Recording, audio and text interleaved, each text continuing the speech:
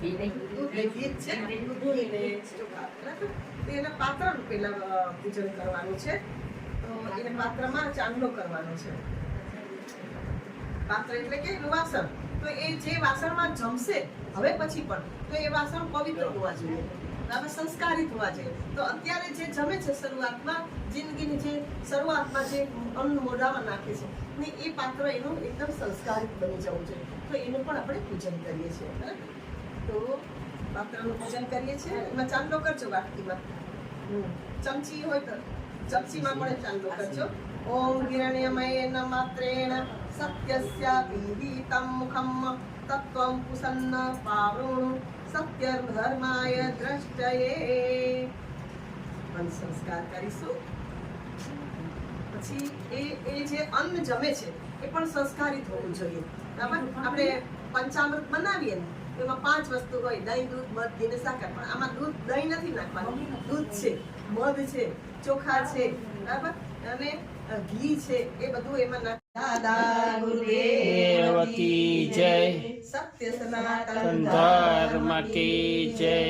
શાંતિ કુંજ હરિદ્વાર કી જય. कुलदेवी मात की जय. अपने अपने माता पिता की जय. આપણે ભાવગીતથી શરૂઆત કરીશું.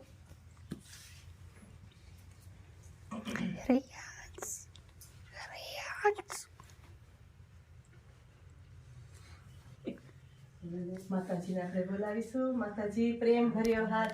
તો ઘી નાખવાથી શું થાય છે કે આ ઘી લુખાપણું, જે કઈ શુષ્કપણું હોય એના જીવનમાં, એ દૂર થાય અને સ્નિગ્ધતા પ્રદાન કરે. આ પદાર્થ છે ને, બાળકની અંદરની જે શુષ્કતા હોય એ દૂર કરી અને જીવનમાં સ્નેહ અને સ્નિગ્ધતાનો સંચાર કરે. એટલા માટે આપણે ઘી નાખીએ છીએ. ઓમ ધૃતમ ધૃત પાવાન હવિવતવ સંવસ પાવાન હવિવત અંતરિક્ષસ્ય હવિરસી સ્વાહા દિશ પ્રદિશ અદિશો વિદિશો ઉદિશો દિગ્ભય સ્વાહા. તુલસી પત્ર છે? તુલસી પત્ર લઈ આવ બેટા.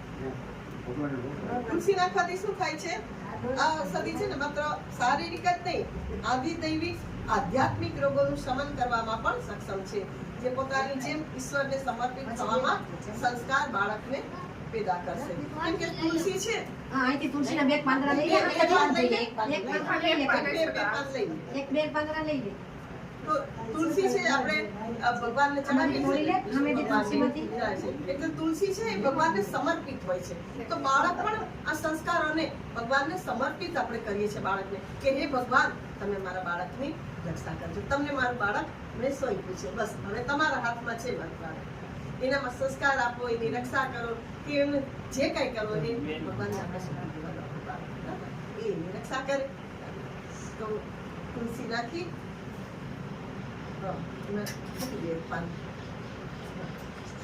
ओम यावसदे पूर्वाचाता देवे व्यत्रियुगम पुरा मनेनो बभ्रुनामहगम सतम धामानि सप्तच.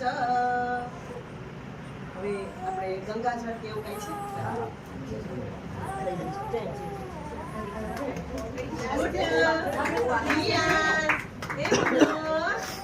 જે છે ને તે બાળક બહુ કાચું છે એટલે એને ઊભું નહીં રાખવાનું, વધારે કમર આવે, અને બેસાડી નહીં રાખવાનું, કમર કાચી હોય એટલે મણકા દબાય, બરાબર.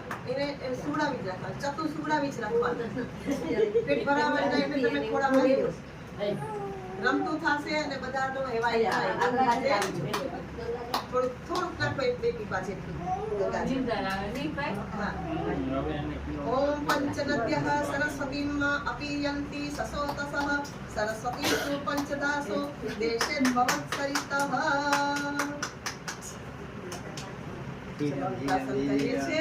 જેવું અન્ન એવું મન થાય, બરાબર. બાળકને ખીર ખવડાવવાની છે. ચમચી લઈ લેજો, ચાંદીની છે તો ચમચી લઈ લેજો.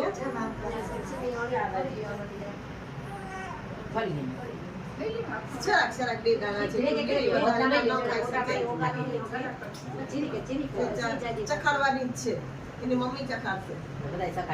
દાદી છે, દાદી આવો આવો. દાદી દાદા તમે ખવડાવો, એ તમારું કામ છે બાળકને ખવડાવવાનું, બરાબર. એની મમ્મી તો કામ કરતા હશે, ખવડાવવાનું કામ તમારું. લ્યો, દાદીને આપો, પેલા દાદીને આપો. તારી સાથે ને ઘરે. ઓમ અન્નપતે અન્નસ્ય નો દેવ્યાનામીમસ્ય સુસ્મિરવ પ્રપદાતારં તાઈસ ઉર્જનો દેહી દ્વિપદે ચતુષ્પદે. અરે વાહ. દાદા ક્યાં? દાદા વિચાર, દાદાનો દુલાર હોય. હો, દાદાનો દુલાર હોય ને. જો અમારા છોકરા છે ને, અમારા છોકરાને ખાવું હોય ને, દાદી ભૂખ લાગી છે, જમી તો લે મમ્મી, પણ બીજું આટલું બધું મારી પાસે માંગે કે દાદી આપો, ભૂખ લાગી. તમારે કંઈક ને કંઈક રાખવું પડે. શીરો ખવડાવો. અરે વાહ, મીઠું મીઠું મીઠું મીઠું. હા, ફોટો આ પૂજા કરીને ફોટો લઈ જાઓ. ફોટો લેજો. મને થોડાક સેન્ડ કરજો ફોટા.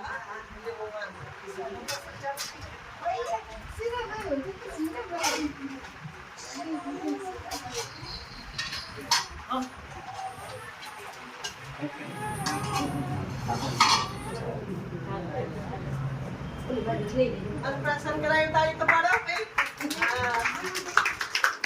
અરે વાહ. એનો અન્ન હંમેશા પવિત્ર બને જોઈએ. એનામાં ખૂબ સંસ્કાર આવે.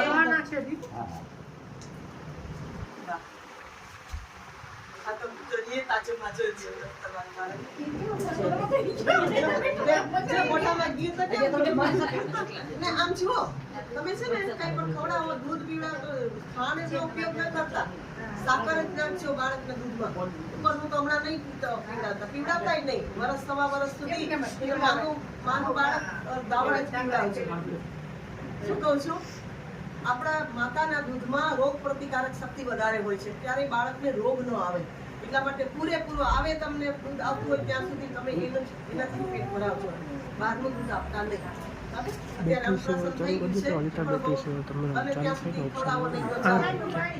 બેટરી સેવા ચાલુ જ છે.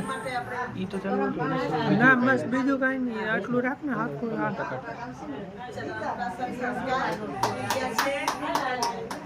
બધાને ખોડામાં તો આપો. દાદા દાદીને ખોડામાં આપો. માસી હોય તો માસીના ખોડામાં આપો. લાવો હું લઈ લઉં પેલા. ફોટો લેજો ભાઈ.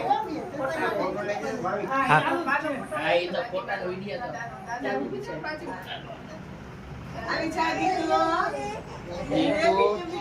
દીકરો. રિયાન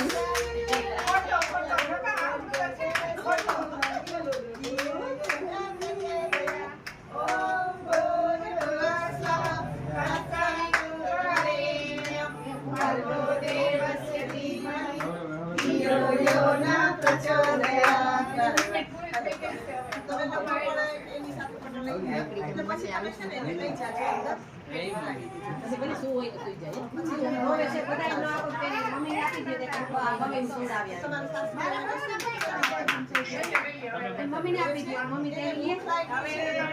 સાચું જમવાનું આપી દો.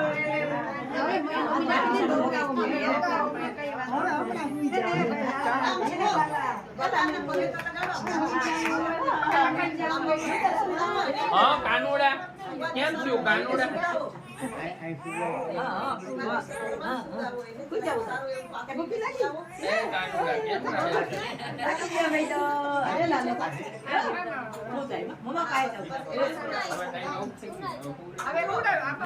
ભગવાન પાસે સુવડાવેલો મારો લાલ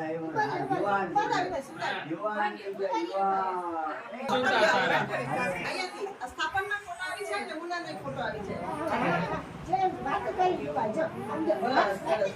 અરે વાહ, અરે વાહ. સ્થાપન આવી જાય. સ્થાપન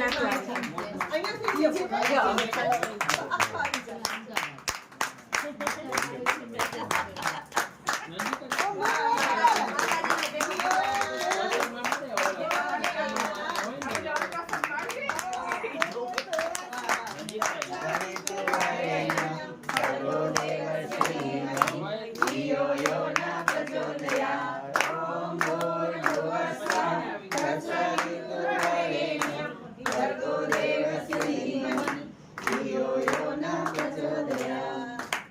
રામ જય રામ જય જય રામ એવા નહીં ને ચાલે શ્રી રામ જય રામ જય જય રામ આમ જો શ્રી રામ જય ગાયત્રીમાંનું રામ શરણું જય બન્યું છે જય બાળકને એટલે માતાજી એની હંમેશા રક્ષા કરશે દેવ એની હંમેશા રક્ષા કરશે. લઈ લ્યો બેન હવે